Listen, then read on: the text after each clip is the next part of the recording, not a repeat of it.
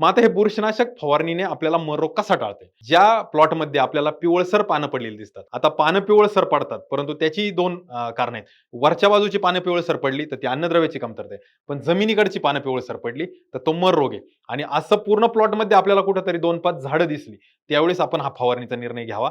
जर याच्यापेक्षा जास्त प्रमाण असेल 10% 15% तर आपण तो फवारणीचा निर्णय घेऊन त्याचा काही उपयोग होणार नाही. कारण का?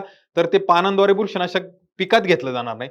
पिकात बुरशीनाशक येऊन ते मुळांपर्यंत जाणार नाही. मग त्यासाठी आपल्याला काळजी घ्यायची, की ही लक्षणं अगदी सुरुवातीला दिसल्यानंतर आपल्याला ही फवारणी घ्यायची. मग ह्या फवारणीमध्ये आपण काय काय वापरू शकतो? तर सुरुवातीला एकदम कमी तीव्रतेचं कार्बनडायझिम मॅन्कोजेब वापरू शकतो. त्यानंतर थोडंसं जास्त तीव्रतेचं टेबुकॉनझोल सारखे घटक आहे ते वापरू शकतो. थायोफेनेट मिथिल सारखे घटक वापरू शकतो. मेटॅलॅक्झिल मॅन्कोजेब सारखे घटक वापरू शकतो. आणि थोडीशी तीव्रता जास्त पाहिजे असेल तर ॲझोक्सिस्ट्रॉबिन, टेबुकॉनझोल हाही घटक आहे.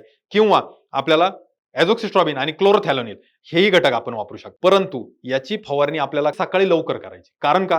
तर ज्यावेळेस हरभरा पिकावर आपल्याला दव पडलेलं दिसतं, दव सोबत काही ॲसिड असतात पानांवर जे जमा होतात. जुन्या काळात लोक ते जमा करायचे. तर ते जे काही ॲसिड असतात, तर ते ॲसिडवर ज्यावेळेस तुम्ही हे बुरशीनाशक टाकाल, त्यावेळेस स्टिकर वापरून आपण त्याची फवारणी करणार.